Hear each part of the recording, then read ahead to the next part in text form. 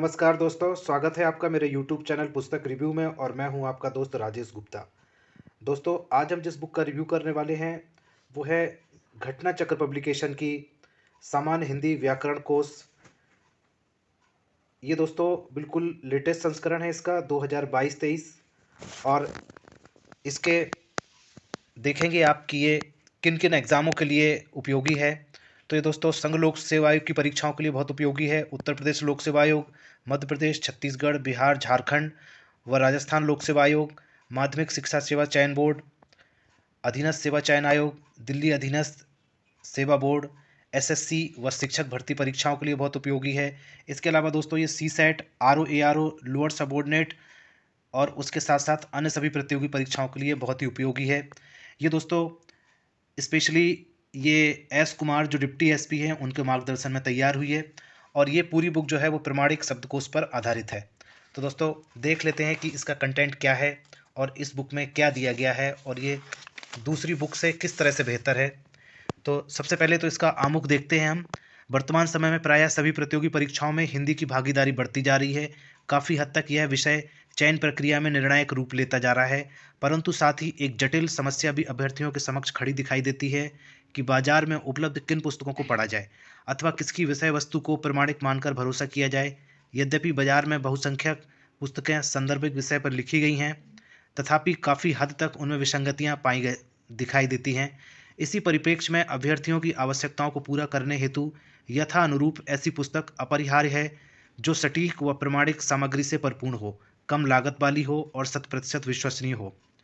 अनेक सुधीजनों के आग्रह पर लेखक की ओर से यह अभिनव प्रयास उक्त मानकों पर किया गया तथा विभिन्न लोक सेवा आयोगों व अन्य आयोगों संस्थानों के परीक्षा संदर्भित विषय वस्तु पर आधारित समान हिंदी पुस्तक का प्रकाशन सामान्य हिंदी व्याकरण व कोश के रूप में किए जाने का विनिश्चय किया गया है। इस पुस्तक की विषय सामग्री न केवल प्रमाणिक शब्दकोश पर आधारित है बल्कि हिंदी के मूर्धन्य विद्वानों द्वारा प्रतिपादित व्याकरणिक नियमों के अनुरूप भी है। पुस्तक का संक्षिप्त परिचय निम्नवत है। पुस्तक के अध्ययन से हिंदी के उद्भव एवं विकास, विस्तार क्षेत्र, बोलियां इत्यादि की जानकारी के साथ साथ हिंदी के व्याकरणिक पक्षों की भी सम्यक जानकारी संभव हो सकेगी। इसमें व्याकरण को सरलीकृत रूप से प्रस्तुत किया गया है जिससे मूल नियम से भटकाव हुए बिना सभी सिद्धांतों को सुबोध रूप से समझा जा सके। मुख्यतः यह पुस्तक हिंदी में प्रयुक्त विविध शब्दावलियों का अद्वितीय भंडार भी है। इसमें तत्सम, तद्भव, देशज, विदेशज, पर्यायवाची, विलोम, वाक्यांश हेतु एक शब्द, संधि समास, युग्म शब्द, विशेषण, विशेष, वाक्य एवं वर्तनी, शुद्धि, लिंग भेद, मुहावरे एवं प्रशासनिक शब्दावलियों से संदर्भित प्रमाणिक कोश उपलब्ध कराया गया है। तो दोस्तों देख लेते हैं कि इसकी विषय सूची देखते हैं एक बार कि इस बुक में क्या कवर किया गया है। तो सबसे पहले ये देखते हैं इसकी ये विषय सूची है। दिया हुआ है पहला चैप्टर हिंदी परिचय, उद्भव, विकास, उपभाषाएं एवं बोलियां।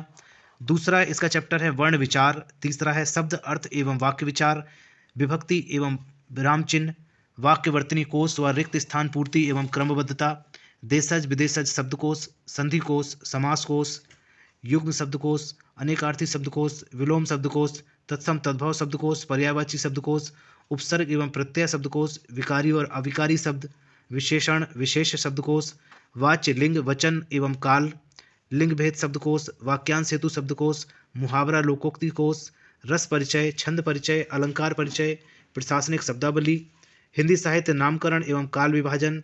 और इसके बाद दिया है परिशिष्ट जिसके अंतर्गत दिया है साहित्य की विधाएं, पत्र व्यवहार से जुड़ी बातें, पुरस्कार और संदर्भ सूची। तो दोस्तों इस बुक में हम देखेंगे कि जो कवर किया है वो बिल्कुल व्याकरण शुद्ध रूप से कवर किया गया है। अब देख लेते हैं दोस्तों कि इसकी किस तरह की कवरेज है। तो सबसे पहले ये अध्याय 1 है हिंदी परिचय, उद्भव, विकास, उपभाषाएं तथा बोलियां। तो इस तरह से आप देखेंगे कि ये बहुत विस्तार से सब कुछ दिया है। यहाँ पे आप देखेंगे कि हिंदी की प्रमुख बोलियों का संक्षिप्त परिचय दिया है, हिंदी की उपभाषाएं दिया है यहाँ पे, और ये किस तरह से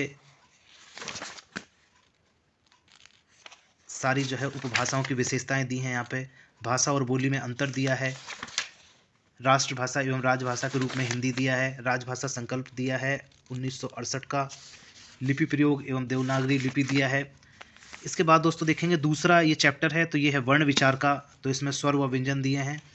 सबसे पहले वर्ण दिया है, उसके अंतर्गत ये स्वर व व्यंजन दिए हैं, स्वरों का वर्गीकरण है, व्यंजनों का वर्गीकरण है, और सारी चीज़ें देखें आप, जितने भी टॉपिक हैं यहाँ पे ये सब डिटेल से दिए हैं, अच्छे से समझा के दिए हैं। तो जैसा हम और दूसरी बुक्स में देखते आए हैं उसमें और इसमें अंतर ये है कि इसमें भी पूरी तरह से विस्तार से दिया है, और आप देखेंगे बड़ी विशिष्ट ये परीक्षा उपयोगी विशिष्ट तत्व भी दिए हैं। ये बिल्कुल विशेष बात है इस बुक की। तो ये बिल्कुल सार यहाँ पे निकाल के रख देते हैं, और ये विशिष्ट तत्व परीक्षा उपयोगी आप देख सकते हैं। इसके बाद ये तीसरा जो चैप्टर है वो है शब्द अर्थ एवं वाक्य विचार। तो ये यहाँ पे शब्द विचार दिए हैं, शब्द रचना की शैलियाँ दी हैं। तो आप देखें कि ये हर टॉपिक यहाँ डिटेल से दिया गया है, और आप देखेंगे कि बहुत अच्छी प्रेजेंटेशन है। जो मटेरियल है वो ऑथेंटिक है और बहुत अच्छी तरह से दिया है। ये शुद्ध अशुद्ध वाक्य दिए हैं, वर्तनी शुद्धि दिया है। इस तरह से ये देख सकते हैं आप। साथ में हर चैप्टर के साथ में परीक्षा उपयोगी विशिष्ट तत्व दिए हैं। तो ये पूरे चैप्टर का जो यहाँ पे सार है वो निकाल के रख देते हैं। जैसे समाज का परीक्षा उपयोगी विशिष्ट तत्व है, तो समाज से जुड़े हुए जितने भी क्वेश्चन होते हैं उन सबको यहाँ पे देखेंगे वन लाइनर इस तरह से दिए हैं। यहाँ पे बहुब्रीहि समास में कौन सा पद प्रधान होता है, तो ये सब ऐसे यहाँ पे दिया हुआ है। युग्म शब्दकोश दिया है अध्याय 9 में, तो शब्द और उनका अर्थ दिया है। इस तरह से आप देख सकते हैं, ये बहुत बड़ा एक कलेक्शन है यहाँ पे। और इसी तरह से ये पूरी बुक में जितने चैप्टर मैंने बताए हैं आपको, ये विलोम शब्द दिए हैं, तो विलोम शब्दों की संरचना प्रक्रिया दी है यहाँ पे। और ये विलोम शब्दों का एक छोटा आ, बड़ा आ, छोटी ई, बड़ी ई, इसके हिसाब से ये पूरे से यहाँ पे एक कलेक्शन दिया है विलोम शब्द का। तो ये बहुत डिटेल से बुक है, ये देख सकते हैं आप इसको। इसके बाद तत्सम तद्भव का शब्दकोश दिया है, तो उत्पत्ति के आधार पर तत्सम तद्भव देशज विदेशज ये सब दिया है, फिर उनकी परिभाषाएं दी हैं। और इसके बाद एक बड़ा सा कलेक्शन दिया है ये तत्सम और तद्भव का। इस तरह से आप देख सकते हैं यहाँ पे। इसके बाद दिए हैं परीक्षा उपयोगी विशिष्ट तथ्य दिए हैं साथ में, तो यहाँ से आपको इंपॉर्टेंट शब्द यहाँ पे मिल जाते हैं। इसके बाद दोस्तों अध्याय 13 में पर्यायवाची शब्दकोश है, तो पर्यायवाची शब्द का अर्थ दिया है। उसके बाद पर्यायवाची शब्द को पर्याय शब्द भी कहते हैं, इस तरह से जो है दिया है। और इसके बाद आ, छोटा आ, बड़ा आ के हिसाब से ये यहाँ पे एक बहुत बड़ा संग्रह भी दिया है पर्यायवाची शब्द का।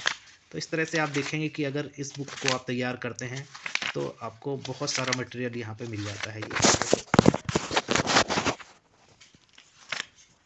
तो दोस्तों इसी तरह से ये पूरी बुक में आप देखें तो सब कुछ डिटेल से दिया हुआ है, हर टॉपिक को डिटेल से समझाया हुआ है। अगर इसके एमआरपी की बात करें तो 180 रुपये इसका एमआरपी है दोस्तों। और अगर इसकी मोटाई की बात करें तो आप देखेंगे ये 350 पेज की बुक है लगभग। 352 इसका लास्ट पेज है, सबसे आखिरी पेज का 352 नंबर है। तो दोस्तों इसी तरह की नई नई बुक के रिव्यू मैं अपने चैनल पर लेके आता हूँ, आप मेरे चैनल को सब्सक्राइब जरूर कर लें।